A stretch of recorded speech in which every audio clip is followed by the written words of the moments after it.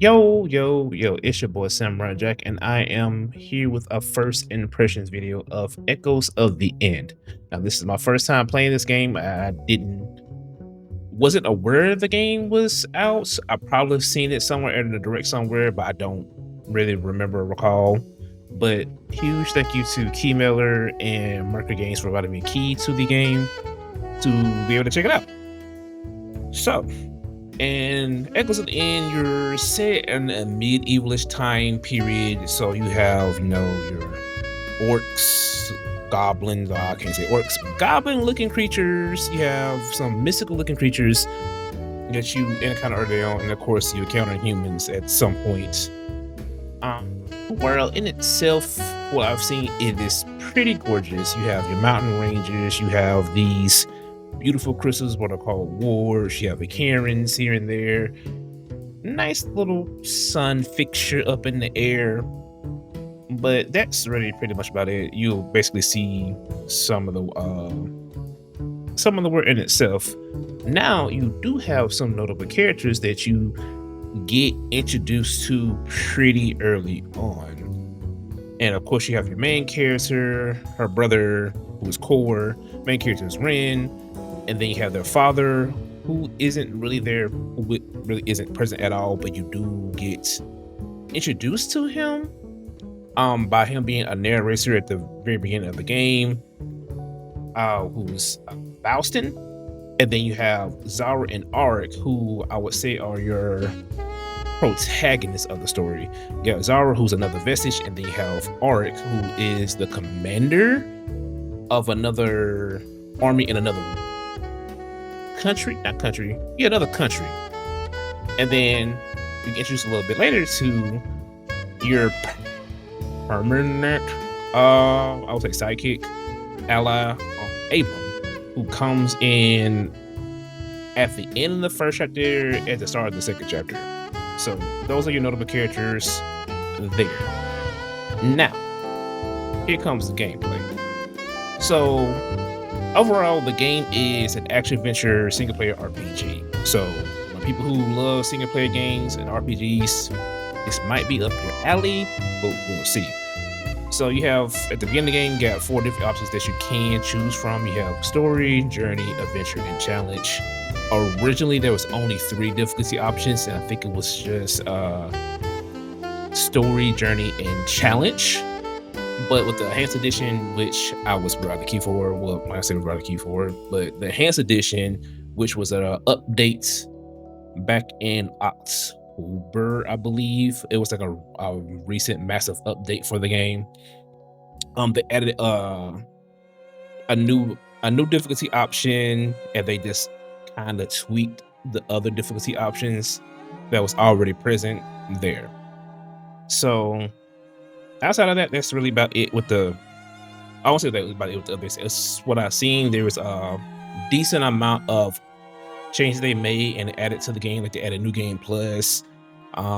They also do have a chapter select as well. So for my people who like to go back into the chapters and everything to get collectibles and all that, you can go back to chapter select and pick where you want to go to get your collectibles that you probably have missed in that area.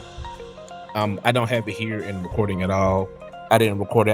That was after the fact. I checked and synced it then after I was going back to the game to check some stuff out and giving some looks.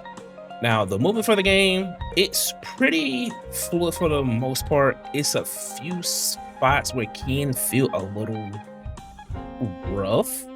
I can't say janky because it's not really janky, but it does feel a little rough in some spots. It doesn't feel as responsive in certain spots.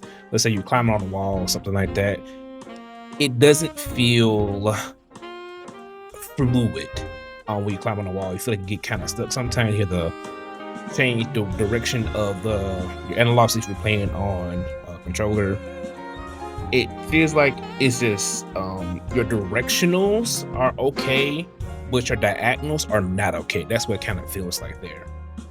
Now, the voice acting, I won't say it's something to be desired, but it's not super stellar. It's decent, it's just not super stellar, but it's not bad either. But it's good enough to where it's like, okay, all right, cool. You get the general gist of the story, you know what's going on. I would say some of the pacings, what I felt in the first chapter of playing that, it felt kind of rushed, but not really. It's a weird mixture. Sometimes you feel it, sometimes you really don't when it comes to the actual story portions. But that's definitely something you can tell they kind of improved on. Because I know they did say that they did change the beginning of the game to help the players get into the story faster. So they shortened some portions up, and I think that was like kind of noticeable. They did shorten some things up. So for my people who have already played the game and checked that out already, checked out the before the master update, you know, let me know how you feel about some of the changes they did there. In the comments to let me know, because I haven't. This is my first time playing, so I don't know. But the biggest thing for me was the combat. The combat felt it felt fluid. It's definitely was reminiscent to, I would say, Shadows of Mordor in some cases. And then it also kind of reminded me of, I would say, God of War. Not too heavy on God of War, but you can feel some very slight similarities there.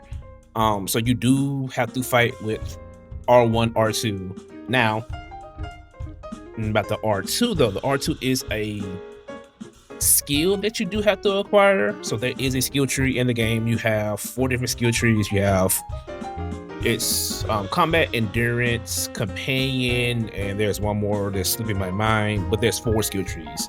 So there is options there. You can basically, there's a deepened combat system later on in the game, which start acquiring skill points. And I'll definitely say the skill point acquisition, we're getting the XP.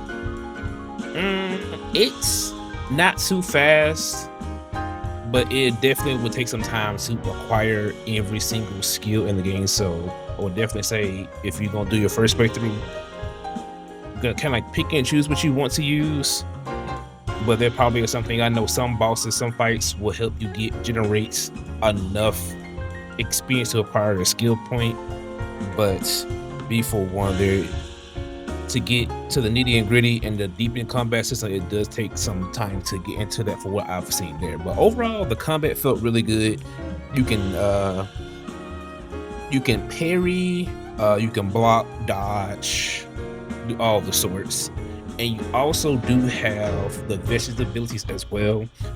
Ren, she can, and you know what, I also can definitely say it'll also kind of feel like Jedi. Both Jedis, but I would say mainly Jedi Fallen Order, with in terms of using her vicious abilities. It's kind of, I would say it's kind of similar to, what is it called? The Force, and how you can push an enemy, pull them closer to you, all that right there. You can do something very similar in the game there. You can push enemies to one another, you can pull one to you, you can stab them, you can push them off the cliff if you wanted to. I saw later on in some of the skill trees that you can pull them up, slam them down. So I can also say that the game is somewhat reminiscent to a Jedi game as well. So you can kind of see where Murphy Games was inspired in the terms of combat, because it does feel like a mixture of a few different games. But overall, what I have experienced with the game, I'm liking it so far. What I've experienced with the game, so I'm probably gonna finish the game out, honestly, because it's not bad. It's definitely, from what I've seen, the pacings for the story is really good. Well, pacing for the story so far is good. I don't play the first chapter, but the pacing so far is good. It can feel a little for what I've experienced so far, so maybe that'll later on it'll smooth out more. So we'll see on that there. There are extra little lore pieces that you do have in the game by, you know, just collecting items, open up chests. What I'm seeing there, you got some extra lore pieces there. And that's really about it for my thoughts of the game. Now, for people who are interested in probably interested in getting the game, there will be a link in the description below that you can click on there, and they'll probably more likely take you to the Steam page, but it's also available on PlayStation and Xbox as well. The pricing for the game, if you are in the US, it is $40 plus taxes wherever it's at.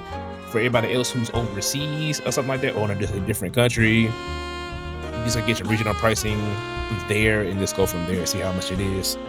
I know for Canada, it's probably like $10 to $20 more, depending on how the pricing is there. But other than that, man, that's really it. So if y'all are interested in the game, check it out. I haven't seen there was a demo available for the game. So I would definitely say if you just are interested in playing the game, or you're on edge about getting the game, just check out a video of somebody playing and see how you feel about it, like gauging it from there, and then just make a decision. But so far, what I'm seeing, it's a pretty good game. I would definitely recommend giving it a try if it's within a reasonable spending for you. Other than that, that is all for me, and I will catch y'all later. Peace.